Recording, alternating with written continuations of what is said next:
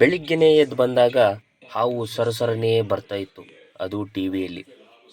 ಹಾಗೆ ಅಜ್ಜಿಗೆ ಬ್ರಷ್ ಮಾಡೋಕ್ಕೆ ನೀರು ಮತ್ತು ಬ್ರಷ್ಷು ಮತ್ತು ಪೇಸ್ಟನ್ನು ಹಾಕಿ ಕೊಟ್ಬಿಟ್ಟು ನಾನು ಅಜ್ಜಿಗೋಸ್ಕರ ಜ್ಯೂಸ್ ಮಾಡಬೇಕು ಅಂತ ಏನೇನು ಐಟಮ್ ಬೇಕು ಎಲ್ಲ ರೆಡಿ ಮಾಡ್ಕೊತೀನಿ. ನೋಡಿ, ಗೋಡಂಬಿ, ದ್ರಾಕ್ಷಿ ಹಾಗೆ ಬಾದಾಮಿ 3 ಐಟಮು ಇದರಲ್ಲಿದೆ. ಇದರಲ್ಲಿ ಹಾಲು ಕೂಡ ಇದೆ, ಅದು ಬಿಸಿ ಇದೆ. ಇದು ತಣ್ಣಗಾಗಲಿ ಅಂತ ಇದನ್ನು ಸ್ವಲ್ಪ ತೆಗೆದು 1-2 ಗ್ಲಾಸ್ ತೆಗೆದು ಇಲ್ಲಿಟ್ಟಿದ್ದೀನಿ ತಣ್ಣಗಾಗಲಿ ಅಂತ.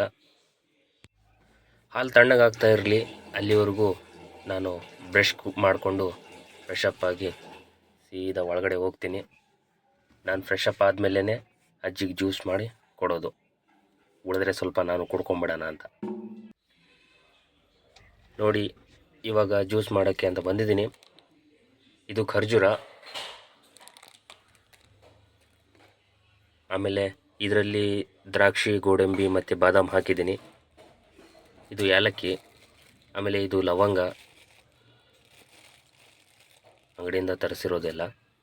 ಆಮೇಲೆ 1-2 ಬಾಳೆಹಣ್ಣು, ಆಮೇಲೆ ಇದು ಉಪ್ಪುಗಡ್ಲೆ, ಆಮೇಲೆ ಇದು ಬೆಲ್ಲ, ಆರ್ಗ್ಯಾನಿಕ್ ಬೆಲ್ಲ ಅದು. ಆಮೇಲೆ ಇದು ಹಾಲು ಬಿಸಿ ಇದೆ, ಅದನ್ನು ತಣ್ಣಗೆ ಮಾಡೋಕ್ಕೆ ಅಂತ ಅಲ್ಲಿ ಇಟ್ಟಿದ್ದೀನಿ. ಇದಾದಮೇಲೆ ನಾನು ಒಂದು ಚಿಕ್ಕ ಜಾರಿಯಲ್ಲಿ ಒಂದು ಸ್ವಲ್ಪ 1-2 ಹಿಡಿಯಷ್ಟು ಉಪ್ಪುಗಡ್ಲೆನ ಹಾಕ್ಕೊಂಡು, ಅದಾದಮೇಲೆ ನಾನು ಒಂದು 4-5 ಲವಂಗ ಹಾಕ್ಕೊಳ್ತೀನಿ. ನೋಡಿ, ಒಂದು 4-5 ಲವಂಗ ಇದೆ, ಇದನ್ನು ಹಾಕ್ಕೊಳ್ತೀನಿ. ಆಮೇಲೆ ಒಂದು 2-3 ಏಲಕ್ಕಿ ಕೂಡ ಹಾಕ್ಕೋಬೇಕು, ಯಾಕೆಂದರೆ ಆರೋಗ್ಯಕ್ಕೆಲ್ಲ ಒಳ್ಳೆಯದು. ಇದನ್ನು ಒಂದು ಚಿಕ್ಕ ಜಾರಿಯಲ್ಲಿ ಹಾಕಿ ಮಿಕ್ಸ್ ಮಾಡ್ಕೊಳ್ತಾ ಇದ್ದೀನಿ.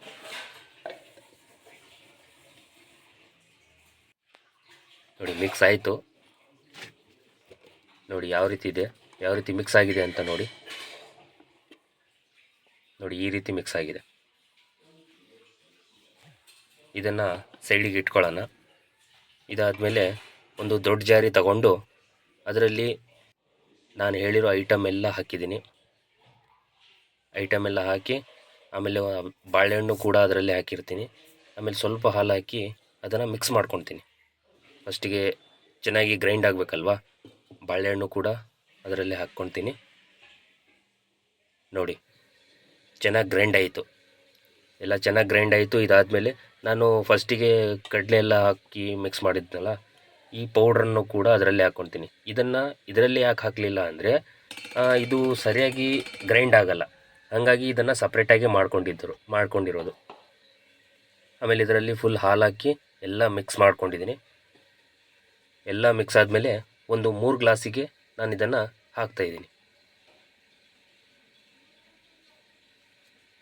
ಈ 3 ಗ್ಲಾಸಲ್ಲೂ ಹಾಕಿ ಒಂದು 3 ವ್ಯಕ್ತಿಗೆ ನಾನು ಕೊಡಬೇಕು. ಇದನ್ನು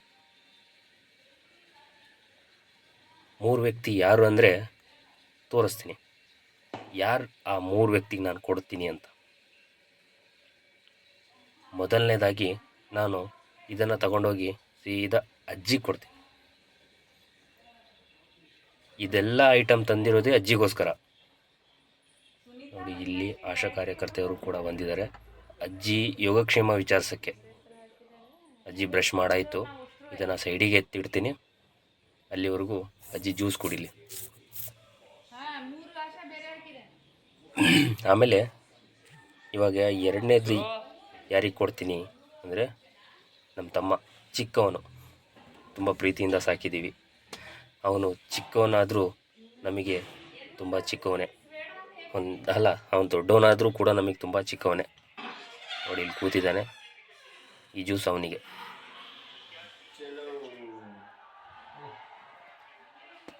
ಇನ್ನೊಂದು, ಈ ಜ್ಯೂಸ್ ಯಾರಿಗೆ ಅಂದರೆ ನಮ್ಮ ಅಜ್ಜನಿಗೆ. ಅಜ್ಜ ಚೆನ್ನಾಗಿರಬೇಕು ಅಂತ ನಮ್ಮೆಲ್ಲರ ಆಸೆ. ಅಜ್ಜ ಎಲ್ಲಿದ್ದಾರೆ ಅಂದರೆ ಅವರು ಹೊಸ ಮನೆಯಲ್ಲಿದ್ದಾರೆ. ನಾನು ಫಸ್ಟ್ ವಿಡಿಯೋಲಿ ಹಾಕಿದ್ದೆ ಹೊಸ ಮನೆ ನಮ್ಮದು ಅಂತ. ಆ ಹೊಸ ಮನೆಯಲ್ಲಿದ್ದಾರೆ, ಅಲ್ಲಿ ಹೋಗಿ ಇದನ್ನು ಕೊಟ್ಟು ಬರೋಣ. ಅಜ್ಜ ಏನು ಮಾಡ್ತಾಯಿದ್ದಾರೋ ಗೊತ್ತಿಲ್ಲ. ನೋಡಿ, ಹೊರಗಡೆನೇ ಕೂತಿದ್ದಾರೆ.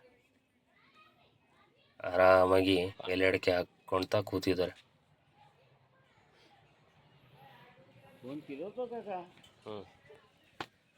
ಜ್ಯೂಸ್ ಕೊಟ್ಟಾಯಿತು. ಇವಾಗ ನಮ್ಮ ಸುಂದ್ರಿನ ಮಾತಾಡಿಸೋ ಒಂದು ಸಮಯ.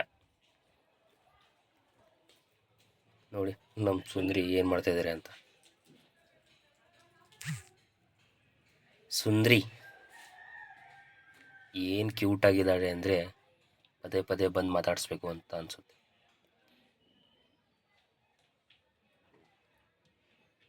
ಈ ಸುಂದ್ರಿ ತಾಯಿ ಯಾರು ಗೊತ್ತಾ? ತೋರಿಸ್ತೀನಿ ನೋಡಿ. ಈ ಕಡೆ ಇದೇ ಸುಂದ್ರಿ ತಾಯಿ, ಫಸ್ಟಿಗಿರೋದೇ ಸುಂದ್ರಿ ತಾಯಿ. ಅವೆಲ್ಲ ಚಿಕ್ಕ ಚಿಕ್ಕ ಕರುಗಳು. ಇದು ಇವತ್ತು ಬೆಳಗ್ಗಿನ ದಿನಚರಿ.